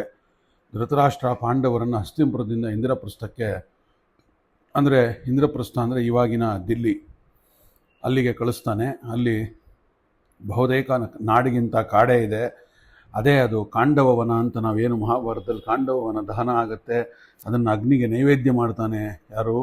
ಅರ್ಜುನ. ಅದೇ ಅದು ಕಾಂಡವವನ. ಕಾಡನ್ನು ಕಡಿದು ನಗರ ವಿಸ್ತಾರ ಮಾಡೋದಾಗತ್ತೆ. ಆಗ ಕೃಷ್ಣ ಅಲ್ಲೇ ಇರ್ತಾನೆ ಸ್ವಲ್ಪ ದಿನ. ಮತ್ತೊಮ್ಮೆ ಕೃಷ್ಣಾರ್ಜುನರು ಯಮುನಾ ನದಿ ಗುಂಟೆ ಬಂಡೆ ನಿಮಿತ್ತ ಹೋದಾಗ ಸೂರ್ಯಪುತ್ರಿ ಕಾಳಿಂದಿ ಅಲ್ಲಿ ರೂಪವೆತ್ತಿ ಬಂದು ಕೃಷ್ಣನನ್ನು ವರಿಸ್ತಾಳೆ. ಕೃಷ್ಣ ಆಕೆಯನ್ನು ಸ್ವೀಕಾರ ಮಾಡ್ತಾನೆ. ಅಲ್ಲಿ ಕಾಳಿಂದಿ ಕೃಷ್ಣನ 4ನೆಯ ಮಡದಿ ಆಗ್ತಾಳೆ. ರುಕ್ಮಿಣಿ ಸತ್ಯಭಾಮೆ ಇಬ್ಬರು ಪ್ರಧಾನ ಮಹಿಷಿಯರಾದರೆ ಉಳಿದ 6 ಜನ ಮಹಿಷಿಯರು ಹೆಂಡತಿಯರು ಅವನಿಗೆ. ರುಕ್ಮಿಣಿ, ಜಾಂಬವತಿ, ಸತ್ಯಭಾಮೆ, ಈ 3 ವಿವಾಹ ಕೃಷ್ಣನ 25ರಿಂದ 30ನೇ ವಯಸ್ಸಿನ ನಡುವಿನಲ್ಲಾದರೆ ಉಳಿದ 5 ಮಂದಿ ಮಹಿಷಿಯರ ವಿವಾಹ 30ರಿಂದ 40ರ ಅಂತರದಲ್ಲಾಗಿದೆ. ಕೃಷ್ಣ ಕಾಳಿಂದಿಯನ್ನು ಮದುವೆಯಾದಾಗ ಅನಂತರ ಉಜ್ಜಯಿನಿ, ಅವಂತಿ ದೇಶ ಅಂತವಾಗಿ ಕರೀತಿದ್ರು, ಈಗಿನ ಉಜ್ಜಯಿನಿ, ಅಲ್ಲಿ ವಿಂದಾನು ಇಂದ್ರು ಅಂತ ಹೇಳಿ ಸೋದರಿಯರು ಮಿತ್ರವೃಂದೆಯನ್ನು ಮದುವೆಯಾಗ್ತಾನೆ. ಈಕೆ ಕೃಷ್ಣನ ಸೋದರತ್ತೆ, ವಸುದೇವನ ತಂಗಿ, ರಾಜದೇವಿಯ ಮಗಳು ಅವಳು. ರುಕ್ಮಿಣಿಯಂತೆ ಕೃಷ್ಣನನ್ನು ಮನಸಾರ ಪ್ರೀತಿಸ್ತಾ ಇದ್ದಂಥವಳು. ಆದರೆ ಅಣ್ಣಂದಿರಾದಂಥ ವಿಂದಾನುವಿಂದರ ವಿರೋಧ ಅದಕ್ಕೆ. ಇವರು ಶಿಶುಪಾಲನ ಪಕ್ಷದಲ್ಲಿರ್ತಾರೆ. ಅದಕ್ಕೋಸ್ಕರವಾಗಿ ದುರ್ಯೋಧನನ ಗೆಳೆಯರು ಕೃಷ್ಣ ರಥದಲ್ಲಿ ಹತ್ತಿ ಹೋಗಿದ್ದನ್ನು ಎಲ್ಲ ಜನರು ಕಣ್ಬಿಟ್ಟು ನೋಡ್ತಾ ಇದ್ದಂತೆಯೇ ಮಿತ್ರವಿಂದೆ ಎಂದೇ ರಥದಲ್ಲಿ ಕೂಡಿಸಿ ಕರೆತಂದ ಮದುವೆಯಾದ ಅವನು. ಮಿತ್ರವಿಂದೆ ಕೃಷ್ಣನ 5ನೇ ಪತ್ನಿ ಆದಲು. ಅಲ್ಲಿ ಮಿತ್ರವಿಂದೆಯನ್ನು ಮದುವೆಯಾದ ಮೇಲೆ ಒಂದು ಕೋಸಲ ದೇಶದ ನಗ್ನಜಿತ್ ಅಂತ ಅನ್ನುವಂಥ ಮಗಳು ನೀಲೆಯನ್ನು ಮದುವೆ ಆಗ್ತಾನೆ ಕೃಷ್ಣ. ಈಕೆಯನ್ನು ಸತ್ಯ ಅಂತ ಕೂಡ ಕರೀತಾರೆ. ನೀಲ ಕೃಷ್ಣನ 6ನೆಯ ಮಡದಿ ಆಗ್ತಾಳೆ. ಅಲ್ಲಿಂದ ಇನ್ನೊಂದು ಮದುವೆ ಕಾಕೇಯ ದೇಶದಲ್ಲಿ, ಅಂದರೆ ಇವಾಗಿನ ನೀವೇನು ಪಾಕಿಸ್ತಾನ ಅಂತ ನೋಡ್ತೀರಾ, ನಾವೇನು ಪಾಕಿಸ್ತಾನ ಅಂತ ಕರಿತೀವಿ, ಆ ಭಾಗ ಕೇಕೆಯ ಅದು, ಅಥವಾ ಕೈಕೈ ಕೇಕೆ ದೋಷದೊಳನೆ ರಾಮಾಯಣ ಕಾಲದಲ್ಲಿ. ಹಾಗಾಗಿ ಕೇಕೆಯ ದೇಶದಲ್ಲಿ ಇರ್ತಾಳೆ ಅವಳು. ಕೃಷ್ಣನ ಚಿಕ್ಕ ಸೋದರತ್ತೆ ಶ್ರುತಕೀರ್ತಿ ಮಗಳು ಭದ್ರಾಳನ್ನು ಅಣ್ಣಂದಿರಾದಂಥ ಪಂಚಕೇಯರು ತಾವೇ ಕೃಷ್ಣನಿಗೆ ಖುಷಿಯಾಗಿ ಕೊಟ್ಟು ಮದುವೆ ಮಾಡಿಕೊಡ್ತಾರೆ. ಭದ್ರ ಅನ್ನುವಂಥವಳು ಕೃಷ್ಣನ 7ನೇ ಹೆಂಡತಿ ಆಗ್ತಾಳೆ. ಮತ್ತು ಮದ್ರದೇಶದ ಒಂದು ಯಾವುದು ಅಂದರೆ ಕೇಕೆಯದ ನೆರೆನಾಡದು, ಪಾಕಿಸ್ತಾನದ ಭಾಗ ಅದು. ರಾಜಪುತ್ರಿ ಲಕ್ಷಣೆಯನ್ನು ಸ್ವಯಂವರದಲ್ಲಿ ಗೆದ್ದು ಮದುವೆ ಆಗ್ತಾನೆ. ಲಕ್ಷಣೆ ಕೃಷ್ಣನ 8ನೇ ಮಡದಿ ಆಗ್ತಾಳೆ. ಹೀಗೆ ರುಕ್ಮಿಣಿ ಸತ್ಯಭಾಮೆಯರಲ್ಲದೆ ಕೃಷ್ಣನಿಗೆ ಮತ್ತು 6 ಜನ ಮಡದಿಯರು. ಭಾಗವತ ಆ ಶ್ಲೋಕವನ್ನು ಈ ಥರ ಹೇಳುತ್ತೆ: ವಿಷ್ಣು ಷಟ್ ಮಹಿಷ್ಯೋ ನೀಲಾ ಭದ್ರಾ ಮಿತ್ರವಿಂದ ಕಾಳಿಂದಿ ಲಕ್ಷಣ ಜಾಂಬವತ್ಯ ಅಂತ ಹೇಳಿ. ಅಲ್ಲಿಂದ ಮುಂದೆ ನಮಗೆಲ್ಲ ಗೊತ್ತಿರೋದೇನಪ್ಪ, 8 ಅಂತ ಹೇಳ್ತಾ ಇದ್ದೀರಲ್ಲ, 16,000 ಎಲ್ಲೋಯ್ತು ಅಂತ ಕೇಳ್ಬೋದು ಎಲ್ರೂ. ಆಗ ಅದನ್ನು ಮುಂದೆ ನೋಡ್ತಾ ಹೋಗೋಣಂತೆ. ಇದು ನಡೆಯೋ ಸಮಯದಲ್ಲಿ ಕೃಷ್ಣನಿಗೆ ಸುಮಾರು 40ರ ಹರೆಯ. ಇಷ್ಟರಲ್ಲಿ ಇನ್ನೊಂದು ಸುದ್ದಿ ಏನಪ್ಪ ಅಂದರೆ, ಕೃಷ್ಣನಿಗೆ ಬರುತ್ತೆ ನರಕಾಸುರ ಪ್ರಾಗ್ಜ್ಯೋತಿಷಿಪುರದಲ್ಲಿ, ಅಂದರೆ ಇವಾಗಿನಲ್ಲಿ ನೀವೇನು ಅಸ್ಸಾಂ ಅಂತ ಕರಿತೀರ ಅದು ಪ್ರಾಗ್ಜ್ಯೋತಿಷಿಪುರ ನಗರ. ಅದು ಈಗ ತಾನೇ ಹರಿಯಕ್ಕೆ ಕಾಲಿಡ್ತಿರೋವಂಥ ಸಾವಿರಾರು ಹುಡುಗಿಯರನ್ನು ಅಲ್ಲಿ ನರಕಾಸುರ ಬಂಧನದಲ್ಲಿಟ್ಟಿದ್ದಾನೆ. ಮುಂದೆ ಒಂದು ದಿನ ಅವರನ್ನೆಲ್ಲ ಅವನು ಭೋಗಕ್ಕೆ ಬಲಿಯಾಗಿಸಿ ಒಂದು ಉಪಯೋಗಿಸ್ಕೊಳ್ಳುವಂಥ ಪರಿಸ್ಥಿತಿ, ಅವರ ಮಾನ ರಕ್ಷಣೆಯಾಗಬೇಕಾಗಿದೆ. ಕೃಷ್ಣನಿಗೆ ಇದು ವಿಚಾರ ಗೊತ್ತಿದೆ. ಇಲ್ಲಿ ಕೃಷ್ಣ ನೇರ ಅಲ್ಲಿಗೆ ಹೋಗ್ತಾನೆ, ನರಕಾಸುರನನ್ನು ಕೊಲ್ತಾನೆ, ಅಸಹಾಯಕನಾದಂಥ ಹೆಣ್ಮಕ್ಳನ್ನು ಸೆರೆ ಬಿಡಿಸ್ತಾನೆ. ಆದರೆ ನೋಡಿ ಹೇಗೆ ಅಂದರೆ, ಇದು ಇಲ್ಲಿ ಜರಾಸಂಧ ಅವನು ಎಲ್ಲ ರಾಜಕುಮಾರನ್ನು ಸೆರೆ ಹಿಡಿದಿದ್ದಾನೆ. 21,800 ಜನ, ಸುಮಾರು 85% ಆಫ್ ದಿ ರಾಜಕುಮಾರರ ಪಾಪ್ಯುಲೇಷನ್ನು. ಇನ್ನು 15% ಆದಮೇಲೆ ಪೂರ್ತಿ ನರಮೇಧ ಮಾಡಿ ಏಕಚಕ್ರಾಧಿಪತ್ಯ ಪಡಿಬೇಕು ಅನ್ನೋದು ಜರಾಸಂಧನ ಆಸೆ. ಆದರೆ ಅವನಲ್ಲೂ ಒಂದು ಒಳ್ಳೆಯ ಗುಣ ಏನಪ್ಪ ಅಂದರೆ, ಹೆಣ್ಣು ಮಕ್ಕಳನ್ನು ನಾವು ಮುಟ್ಟಲ್ಲ ಅಂತ. ಈ ನರಕಾಸುರ ಜರಾಸಂಧನಿಗೆ ಬೇಕಾದವನು, ಹೆಣ್ಮಕ್ಳು ನಿನಗೆ ಬೇಡ ಅಲ್ವಾ, ನನಗೆ ಬೇಕು ಅಂಥೇಳಿ ಅಲ್ಲಿರುವಂಥ ಹೆಣ್ಮಕ್ಳನ್ನ ರಾಜಕುಮಾರಿಯರನ್ನ ಅವನು ಕರ್ಕೊಂಡೋಗಿ ಇಟ್ಕೊಂಡಿರ್ತಾನೆ. ಅದೇ ಇವರುಗಳೆಲ್ಲರೂ ಆ ಒಂದು ನರಕಾಸುರನನ್ನು ಕೊಲ್ತಾನೆ. ಕೃಷ್ಣ ಅಲ್ಲಿಗೆ ಹೋಗಿ ಅಸಹಾಯಕ ಹೆಣ್ಮಕ್ಳನ್ನು ಸೆರೆಯಿಂದ ಬಿಡಿಸ್ತಾನೆ. ನೀವೀಗ ಸ್ವತಂತ್ರರಾಗಿದ್ದೀರಾ, ನಿಮ್ಮ ಮನೆಗಳಿಗೆ ಮರಳಿ ಹೋಗಿ ಅಂತ. ಆದರೆ ಅವ್ರು ಯಾರೂ ಕೇಳೋದಿಲ್ಲ. ನಾವು ಕಳಂಕಕ್ಕೊಳಗಾಗಿದ್ದೇವೆ, ನರಕಾಸುರನ ಹತ್ರ ಇದ್ದು ಬಂದವರು ಅಂತ ನಮಗೆ ಕೆಟ್ಟ ಹೆಸರು ಬರುತ್ತೆ, ನಾವು ಮನೆಗೆ ಹೋಗಿ ಬದುಕಕ್ಕಿಂತ ಈ ಮಾತನ್ನು ಕೇಳಿ ನಾವು ಆತ್ಮಹತ್ಯೆ ಮಾಡ್ಕೋತೀವಿ ಅಂತ ಹೇಳ್ತಾರೆ. ನಾವು ಹಾಗಾಗಿ ಕೃಷ್ಣನ ಕಾಲಿಗೆ ಬಿದ್ದು ನೀನೇ ಕಾಪಾಡಬೇಕು, ಇಲ್ಲಾಂದರೆ ನಾವು ಸಾಯ್ತೀವಿ ಅಂತ. ಕೃಷ್ಣ ಏನು ವರಿ ಮಾಡಬೇಡಿ, ನೀವೆಲ್ಲ ಕೃಷ್ಣನ ರಾಣಿಯರಾಗಿ ಬದುಕಿ ಅಂಥೇಳಿ ಅವರನ್ನು ಕರ್ಕೊಂಡು ಹೋಗಿ ದ್ವಾರಕೆಗೆ ಬರ್ತಾನೆ. ಅಲ್ಲಿ ಅವರನ್ನೆಲ್ಲರನ್ನು ಅವರ ಇಚ್ಛೆಯಂತೆಯೇ ಮದುವೆ ಆಗ್ತಾನೆ. ಹೀಗೆ ಅಷ್ಟಮೀಶರೆಲ್ಲ ಅಲ್ಲದಿರಾ ಈ ಒಂದು 16,100 ಮಂದಿ ರಾಜಕುಮಾರಿಯರು ಕೂಡ ಕೃಷ್ಣನ ಮಡದಿಯರಾಗ್ತಾರೆ. ಷೋಡಶ ಶ್ರೀಸ ಸಹಸ್ರೇಶಃ ಅಂತ ಹೇಳುತ್ತೆ ಭಾಗವತ. 16,100 + 8 16,108 ಜನ ಹೆಂಡತಿಯರು. ಆದರೂ ಕೂಡ ಭಗವಂತನನ್ನ ಶಾಸ್ತ್ರ ಅನಾದಿ ಬ್ರಹ್ಮಚಾರಿ ಅಂತ ಹೇಳುತ್ತೆ. ಅಂಥ ಒಂದು ಮಹತ್ವ ಕೃಷ್ಣನದು. ತಂದೆ ತಾಯಂದಿರು ಕೈಬಿಟ್ಟ ಈ ಹುಡುಗಿಯರನ್ನು ಸಮಾಜದಲ್ಲಿ ಅಪವಾದಸ್ಥರಾಗಿ ಬದುಕುವ ಬದಲು ಕೃಷ್ಣ ಕೈ ಹಿಡಿದು ಅವರ ಮೇಲೆತ್ತಿ ಸಲಹಿ ಅವರನ್ನೆಲ್ಲ ಉದ್ಧಾರ ಮಾಡಿಬಿಟ್ಟ. ಈ ಮದುವೆ ಐತಿಹಾಸಿಕವಾಗಿ ಒಂದು ಅನಿವಾರ್ಯ ಘಟನೆ ಆಗಿತ್ತು, ಅದರಿಂದಾಗಿ ಆಗಬೇಕಾಯಿತು. ರುಕ್ಮಿಣಿಯಲ್ಲಿ ಪ್ರದ್ಯುಮ್ನ, ಚಾರುದೇಶ್ನ ಮುಂತಾದ ಮಕ್ಕಳು ಹುಟ್ಟುತ್ತಾರೆ. ಸತ್ಯಭಾಮೆಯಲ್ಲಿ ಭಾನು, ಸುಭಾನು ಮುಂತಾದವರು ಹುಟ್ಟುತ್ತಾರೆ. ಜಾಂಬವತಿಯಲ್ಲಿ ಸಾಂಬ, ಸುಮಿತ್ರ ಮುಂತಾದವರು ಹುಟ್ಟುತ್ತಾರೆ. ಪ್ರದ್ಯುಮ್ನನ ಮಗ ಅನಿರುದ್ಧ, ಅನಿರುದ್ಧನ ಮಗ ವಜ್ರ. ಈತನೇ ಯದುವಂಶದ ಕುಡಿಯನ್ನು ಮುಂದುವರಿಸಿಕೊಂಡು ಹೋದಂಥವನು. ಪಾಂಡವರ ವಂಶ ನಿರ್ಮೂಲವಾದಾಗ ಕೃಷ್ಣನ ತಂಗಿ ಸುಭದ್ರೆಯ ಮೊಮ್ಮಗ ಪರೀಕ್ಷಿತ್ ಉಳಿದುಕೊಳ್ತಾನೆ. ಆ ಒಂದು ಪುರುವಂಶವನ್ನು ಮುಂದುವರಿಸ್ತಾನವನು. ಹಾಗೆಯೇ ಇತ್ತ ಯದುವಂಶದ ನಾಶವಾದಾಗ ಅವರ ಪರಂಪರೆಯಿಂದ ಮುಂದುವರಿಸುವಂಥವನು ವಜ್ರ ಅನ್ನುವಂಥವನು. ಪ್ರದ್ಯುಮ್ನ ರುಕ್ಮಿಣಿಯ ಮಗಳು ರುಗ್ಮವತಿಯನ್ನು ಮದುವೆ ಆಗ್ತಾನೆ. ಅವಳಲ್ಲಿ ಅನಿರುದ್ಧ ಹುಟ್ಟುತ್ತಾನೆ. ರುಕ್ಮಿಣಿ ಮೊಮ್ಮಗಳನ್ನು ಅನಿರುದ್ಧನೂ ಮದುವೆ ಆಗ್ತಾನೆ. ಆ ಒಂದು ರೋಚನ ಅಂತ ಹೇಳಿ ಅವಳ ಹೆಸರು. ಕೃಷ್ಣನ ವಿರುದ್ಧ ಶತಾಯಗತಾಯ ಹೋರಾಡಿ ರುಗ್ಮಿ ತನ್ನ ಮಗಳನ್ನು ಕೃಷ್ಣನ ಮಗನಿಗೆ ಕೊಡ್ತಾನೆ, ಮೊಮ್ಮಗನನ್ನು ಕೃಷ್ಣನ ಮೊಮ್ಮಗನಿಗೆ. ಹೀಗೆ ಇದು ಹೇಗೆ ನಡೆಯಿತು ಅಂತ ಕೇಳಿದ್ರೆ ಭಾಗವತ ಹೇಳುತ್ತೆ, ಯದ್ಯಪ್ಯ ನುಸ್ಮರನ್ ವೈರಂ ರುಗ್ಮಿ ಕೃಷ್ಣಾವಮಾನಿತಃ ವ್ಯಥರದ್ ಭಾಗಿನೇಯಾಹ ಸುತಾಂ ಕುರುವನ್ ಸ್ವಸುಹು ಪ್ರಿಯಂ ಅಂತ. ಕೃಷ್ಣನಿಂದ ತನಗಾದ ಅವಮಾನನ ರುಗ್ಮಿ ಇನ್ನೂ ಮರ್ತಿರಲ್ಲ. ಹಾಗಾಗಿ ಆ ದ್ವೇಷದ ಒಳಗಿಂದೊಳಗೆ ಕುದೀತಾ ಇರುತ್ತೆ ಅವನಿಗೆ. ಪ್ರತೀಕಾರ ಬುದ್ಧಿ ಏನೋ ಒಂಥರ ಇದ್ದೇ ಇರುತ್ತೆ ಅವನ ಮನಸ್ಸಿನಲ್ಲಿ. ಯಾವಾಗ ಆಪರ್ಚುನಿಟಿ ಸಿಗುತ್ತೆ ಆವಾಗ ಏನಾದರೂ ಒಂದು ಮಾಡಲೇಬೇಕು ಅಂತ. ಹಾಗೆ ಅದರ ಸಾಧ್ಯತೆ ಸಿಗೋದಿಲ್ಲ. ಆದರೆ ತಂಗಿಯ ಮೇಲಣ ಪ್ರೀತಿ ಗೆದ್ದಿರುತ್ತೆ. ಹೀಗೆ ತನ್ನ ತಂಗಿಗಾಗಿ ತನ್ನ ಮಗಳು ರುಗ್ಮವತಿಯನ್ನು ಪ್ರದ್ಯುಮ್ನನಿಗೆ ಕೊಟ್ಟು ಮದುವೆ ಮಾಡ್ತಾನೆ. ಕೃಷ್ಣ ಹೇಗೆ ಇರಲಿ, ಪ್ರದ್ಯುಮ್ನ ತನ್ನ ತಂಗಿಯ ಮಗ ಅಲ್ಲವೇ ಅನ್ನುವಂಥದ್ದು ಒಂದಿರುತ್ತೆ ಅವನಿಗೆ. ಒಂದು ಸಂಬಂಧದಿಂದ ಇದು ಮದುವೆಯಾದ ಸಂದರ್ಭದಲ್ಲಿ ಒಂದು ಅಚಾತುರ್ಯ ಸಂಭವಿಸಿಬಿಡುತ್ತೆ. ಅನಿರುದ್ಧ ರೋಚನೆಯ ಮದುವೆಯಾಗುವ ಸಂದರ್ಭದಲ್ಲಿ ಇದು ಮದುವೆಗೆ ಅನೇಕ ಮಂದಿ ಅಸುರರು ಬಂದಿರ್ತಾರೆ. ವಿವಾಹದ ವಿನೋದಕ್ಕಾಗಿ ರುಕ್ಮಿ ಪಗಡೆ ಆಟ ಏರ್ಪಡಿಸಿರ್ತಾನೆ. ಬಲರಾಮ ರುಗ್ಮಿಯೊಡನೆ ಆಟಕ್ಕೆ ಸೇರ್ಕೋತಾನೆ. ಒಂದ್ಸತಿ ಕೃಷ್ಣ ಈ ಜೂಜಿನಲ್ಲಿ ಭಾಗವಹಿಸದೆ ದೂರ ನಿಂತು ನೋಡ್ತಾ ಇರ್ತಾನೆ. ಬಲರಾಮ ಒಳ್ಳೆ ಪಗಡೆ ಆಟಗಾರ ಅವನು. ಪ್ರತಿಯೊಂದು ಆಟದಲ್ಲೂ ಅವನು ರುಗ್ಮಿಯನ್ನು ಸೋಲಿಸ್ತಾ ಇರ್ತಾನೆ. ಆದರೆ ರುಗ್ಮಿ ಬಾಯಿ ಹಾರಿಸಿ ನಾನೇ ಗೆದ್ದೆ ಅನ್ನೋದು, ಅವನ ಕಡೆ ಅದನ್ನೇ ಬೆಂಬಲಿಸುವಂಥವ್ರು. ಹೀಗೆ ನಿಮಗೆ ದನ ಕಾಯುವ ಮಂದಿಗೆ ಪಗಡೆ ಆಟ ಏನು ಗೊತ್ತು ಅಂತ ಹಂಗಿಸೋದು ಅಂತ ಹೇಳಿ ಈ ಥರ ಎಲ್ಲ ಮಾಡ್ತಾ ಇರ್ತಾನವನು. ಬಲರಾಮನ ಕಡೆ ಯಾರೂ ಇರೋದಿಲ್ಲ ಈ ಥರ ಎಲ್ಲ ರೇಗ್ಸಕ್ಕೆ. ಎಲ್ಲರೂ ರುಗ್ಮಿ ಕಡೆನೇ ನಿಂತಿರ್ತಾರೆ. ಸಿಟ್ಟುಗೊಂಡಂಥ ಬಲರಾಮ ಅಲ್ಲೇ ರುಗ್ಮಿಯನ್ನು ಚೆಚ್ಚಿ ಕೊಂದು ಬಿಡ್ತಾನೆ. ಅದಾದ ಮೇಲೆ ಬಲರಾಮನ ಸಿಟ್ಟು ಅಂದರೆ ಹಾಗೇ ಇರುತ್ತೆ ಅದು. ಮೊದಲೊಮ್ಮೆ ಬಲರಾಮ ನಿಜವಾಗಿ ಸೋತಿದ್ದಾಗ ಕಳಿಂಗ ರಾಜ ಒಂಥರ ಹಲ್ಲು ಬಿಟ್ಟು ನಕ್ಕಿದ್ದಕ್ಕೆ ಅವನ ಎಲ್ಲ ಹಲ್ಲುಗಳನ್ನು ಉದುರಿಸಿರ್ತಾನೆ ಬಲರಾಮ. ಅಂಥ ಕೋಪಿಷ್ಟ ಬಲರಾಮ. ಈ ಪ್ರಸಂಗ ಕೃಷ್ಣನಿಗೆ ಮಾತ್ರ ಉಭಯ ಸಂಕಟ ತರುತ್ತೆ. ಇಲ್ಲಿ ಕೃಷ್ಣನ ನಿಲುವೇನು ಅಂತ ಕೇಳಿದ್ರೆ ಈ ಕಡೆ ಅಣ್ಣ ಮಾಡಿದ್ದು ಸರಿ ಅಂತ ಸಮರ್ಥಿಸಿದನೆ ಅವನು, ಇಲ್ಲ ತಪ್ಪು ಅಂದನೆ ಆತ ಏನೂ ಹೇಳಲಿಲ್ಲ ಕೃಷ್ಣ. ಇಲ್ಲಿ ಇದು ಸರಿಯೋ ತಪ್ಪೋ ಇದರ ಬಗ್ಗೆ ಅವನ ಅನಿಸಿಕೆ ಏನು ಅನ್ನುವುದು ಹೊರಗೆ ಹಾಕಲೇ ಇಲ್ಲ ಅವನು. ಹಾಗೆ ರುಗ್ಮಿಯನ್ನು ಕೊಂದದ್ದು ಸರಿ, ಇದರಲ್ಲಿ ತನ್ನ ಅಣ್ಣಂದೇನು ತಪ್ಪಿಲ್ಲ ಅಂದರೆ ರುಗ್ಮಿಣಿ ನೊಂದ್ಕೋತಾಳೆ. ಇದು ತಪ್ಪು ಅಂದರೆ ಅಣ್ಣ ಬಲರಾಮ ಬೇಸರಗೊಳ್ತಾನೆ. ಯಾರ ಮನಸ್ಸನ್ನು ನೋಯಿಸದೆ ಹೀಗಿರಬೇಕಾದ್ರೆ ಇಂಥರಲ್ಲಿ ಮೌನವೇ ಶ್ರೇಷ್ಠ ಅಂತ ಕೃಷ್ಣ ಸುಮ್ಮನೆ ಆಗಿಬಿಡ್ತಾನೆ. ಇದಕ್ಕೆಂದೇ ಕೃಷ್ಣ ಏನು ಹೇಳದೆ ಸುಮ್ಮನೆ ಕೂತು ಬಿಡ್ತಾನೆ. ಇದೊಂದು ಲೋಕನೀತಿಯ ಪಾಠ ಇದು. ಈ ಥರ ಇಬ್ಬರು ಬೇಕಾದವರು ಜಗಳ ಕಾಯ್ಕೊಂಡಾಗ ಅಥವಾ ಏನಾರಾದಾಗ ಯಾರ ಬಗ್ಗೆನೂ ಮಾತಾಡಬಾರ್ದು, ಸುಮ್ಮನೆ ದೂಡಬೇಕು ಅನ್ನೋದನ್ನು ಕೃಷ್ಣ ತೋರಿಸ್ಕೊಟ್ಟಿದ್ದಾನೆ ಇಲ್ಲಿ. ಮುಂದೆ ಉಷಾಹರಣದ ಪ್ರಸಂಗ. ಅಲ್ಲಿ ಅನಿರುದ್ಧ ಎರಡನೇ ಪತ್ನಿ ಉಷೆ ಪ್ರಹ್ಲಾದನ ಮಗ ವಿರೋಚನ, ವಿರೋಚನ ಮಗ ಬಲಿ, ಬಲಿಯ ಮಗ ಬಾಣಾಸುರ, ಬಾಣಾಸುರನ ಮಗಳು ಉಷೆ. ಅನಿರುದ್ಧ ಉಷೆಯನ್ನು ಕದ್ದು ಒರೆಸ್ತಾನೆ. ಆಗ ಬಾಣನ ಸೆರೆಯಲ್ಲಿ ಸಿಕ್ಕಾಗ ಕೃಷ್ಣ ಬಾಣಾಸುರನನ್ನು ಸೋಲಿಸಿ ಮೊಮ್ಮಗನನ್ನು ಬಿಡಿಸಿ ತರ್ತಾನೆ ಅಲ್ಲಿಗೆ. ಇಲ್ಲಿಯವರೆಗೆ ಇಷ್ಟು ನೋಡದಂಥ ಇವತ್ತಿನ ಈ ಒಂದು ಭಾಗವತ ಚಿಂತನವನ್ನು ಇಲ್ಲಿ ಉಪಸಂಹಾರ ಮಾಡಿ, ಇನ್ನು ನಾಳೆ ದಿನ ಸಿಕ್ಕಾಗ ಅಧಿಕ ಮಾಸದ ಕೊನೆಯ ದಿನ ಏನು ನಡೆಯುತ್ತೆ ಅನ್ನೋದನ್ನು ನೋಡಿ ಇನ್ನೊಂದು ಸ್ವಲ್ಪ ಬಾಕಿ ಉಳಿದಿದೆ ಇದನ್ನು ಹೇಳೋವಂಥದ್ದು ಕೃಷ್ಣ ಮಹಾತ್ಮೆಯನ್ನು. ಆದಷ್ಟು ಇದಾದ ಮೇಲೂ ಒಂದೆರಡು ದಿನ ನೋಡೋಕ್ಕೆ ಪ್ರಯತ್ನ ಪಡೋಣ.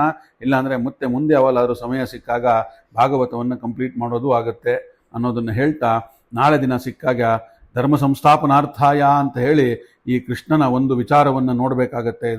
ಅದನ್ನು ನೋಡ್ತಾನ ಅಂತ ಹೇಳ್ತಾ, ಇವತ್ತಿನ ಈ ಭಾಗವತ ಚಿಂತನದ ಜ್ಞಾನಯಜ್ಞವನ್ನು ನನ್ನ ಗುರುಗಳಾದ ಬನ್ನಂಜೆ ಅವರಿಗೆ ಹಾಗೂ ಅವರ ಅಂತರ್ಯಾಮಿಯಾದ ಶ್ರೀಮದ್ ಆಚಾರ್ಯರು ಮತ್ತು ಕೃಷ್ಣ ಪರಮಾತ್ಮನ ಪಾದಗಳಿಗೆ ಅರ್ಪಣೆಯನ್ನು ಮಾಡೋಣ.